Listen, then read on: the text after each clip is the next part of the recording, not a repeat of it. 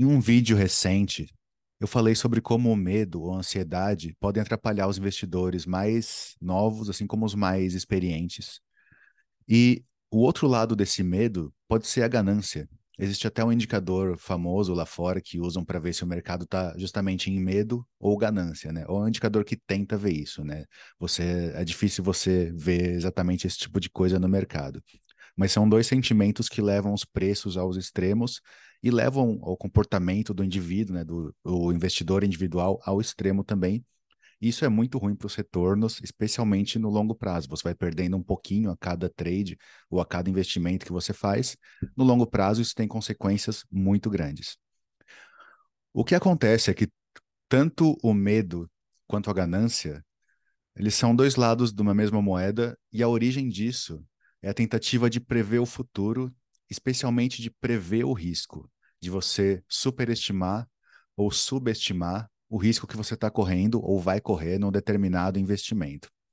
Se você ignora o risco e pensa só nas recompensas, você está em ganância e você corre riscos desnecessários. Se você projeta mais você perder dinheiro, né, um risco maior, ou você só enxerga o risco, não enxerga o possível retorno daquilo, você entra na questão do medo, da ansiedade, e você fica paralisado, ou você investe menos do que você deveria, ou você procura investimentos que talvez não sejam tão bons ou tão adequados para o que você quer.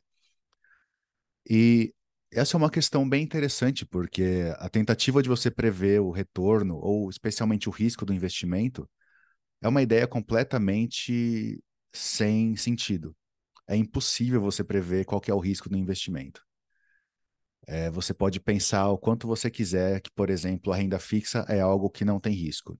Mas a gente teve poucos meses atrás, os Estados Unidos com risco de dar calote na renda fixa deles, que é um instrumento que o mundo inteiro usa, porque eles estavam no limite legal da dívida deles e eles teriam que aumentar o teto da dívida e o Congresso deles não queria aumentar. Então, você imagina, por uma questão, né, de lei, de legislação e de conflito político interno, de repente eles podiam dar calote no mundo inteiro, num instrumento que é considerado um dos mais seguros do mundo. E a gente nem precisa ir para um caso tão extremo, né? A gente pode ver diversas coisas que aconteceram, como a bolha.com nos anos 2000, a questão da crise financeira em 2008, a questão no Brasil, a gente tem crise atrás de crise, eu não preciso nem falar. A gente está saindo de uma e entrando em outra. Se a China para de crescer, a gente vai para o buraco também. A gente teve Covid, que foi uma questão, né, extrema e imprevisível. E essa é a questão: é impossível você prever certos acontecimentos. Então você está sujeito a isso. Não quer dizer que eles vão acontecer sempre, mas você tem que estar preparado caso eles aconteçam. E como é impossível você prever esse tipo de risco, eu queria até trazer um caso, acabei de lembrar aqui, né, vendo as anotações. Eu não sei quão grande foi essa notícia para o investidor em geral, mas como eu gosto muito de opções, de derivativos, isso foi um caso que foi bem divulgado. O sobrinho do Armínio Fraga tem ou tinha, não tenho certeza como está agora, um fundo de investimento que usava muito derivativos, usava muito ações. E ele fez uma estrutura extremamente arriscada, usando só uma ação gringa, porque ele tinha informação, pensa-se, né, que ele tinha informação privilegiada daquela empresa, então ele fez uma operação que ele podia ganhar muito dinheiro, mas tinha também uma alta chance de dar errado. Só que mesmo com informação privilegiada, mesmo sendo um investidor com instrumentos financeiros complexos, esse fundo perdeu 90% do valor porque deu errado. Ele tinha informação, mas não aconteceu do jeito que era previsto, o que era para acontecer. O fundo perdeu 90% do valor. Então você vê que mesmo tendo informação privilegiada e uma habilidade boa, nem assim é garantia de que o risco não vai te afetar. Só que isso não é um vídeo para te deixar preocupado, para te deixar com medo. Pelo contrário, eu quero que você pare de tentar prever o futuro, porque é impossível, nem mesmo informação privilegiada vai te fazer prever o futuro, nem toda habilidade do mundo vai te fazer prever o futuro, porque nem a BlackRock consegue, nem a Vanguard consegue, nem senadores americanos que têm todas as informações das empresas conseguem. Ninguém consegue prever o futuro. Então você tem que esquecer isso, esquecer de prever risco e você, ao invés disso, focar em estatística. Você saber qual que é a relação risco-retorno no investimento que você está entrando e usar a estatística a seu favor. Porque assim você não vai conseguir escapar do risco, mas você vai conseguir controlar ele da melhor maneira possível. E como usando estatística ou princípios estatísticos você consegue melhorar o seu risco e ter retornos bons com risco controlado. E isso não é complicado. Eu sou formado em letras e eu uso isso faz tempo, não tem matemática avançada, são só conceitos. Né? E o primeiro deles é o clássico diversificação. Você precisa diversificar os seus investimentos de verdade. Isso não significa, se você vai comprar ações, comprar Vale e Petrobras e pronto, diversificou. Claro que não. Essas empresas são as maiores empresas, né, do nosso mercado. Então seria um absurdo você, por exemplo, investir no BOVA11, que segue o índice, e investir nessas duas ações, que são as maiores ações do índice. Então você não está diversificando, você está investindo em coisas que andam muito juntas. Mesmo que você invista em Petro, Vale e Bradesco, né? Uma ligada a petróleo, uma a ferro e uma a banco. Uma é um banco. Ainda assim, como eu falei, o mercado ele tende a se mover mais ou menos junto a maior parte do tempo, e especialmente numa crise, esse tipo de ativo, né, eles todos entram numa crise ao mesmo tempo. É só você pegar os gráficos de Covid, por exemplo. Não importa a ação que era, todas caíram juntas. Depois que a poeira baixou um pouco, voltou a ter, né, cada empresa se recuperando do seu jeito.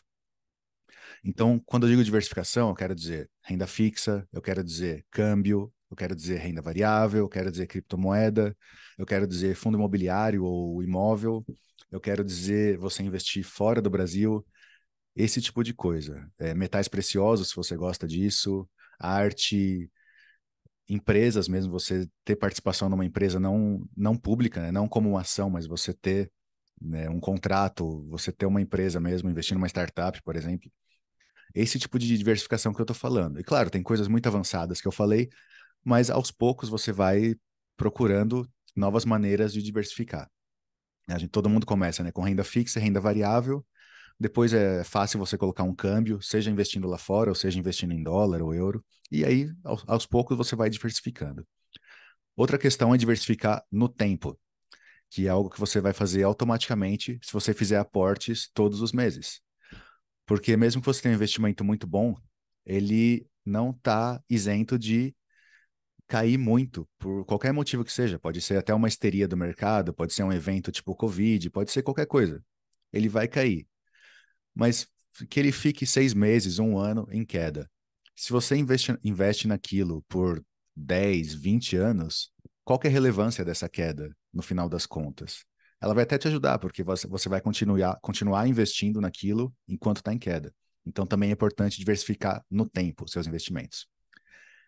E um conceito que eu não vejo falado tanto quanto diversificação, mas deveria, é a lei dos grandes números, que é uma lei em estatística que diz que se você repetir o mesmo experimento muitas vezes, aquele experimento ter, ele vai ter características muito mais previsíveis.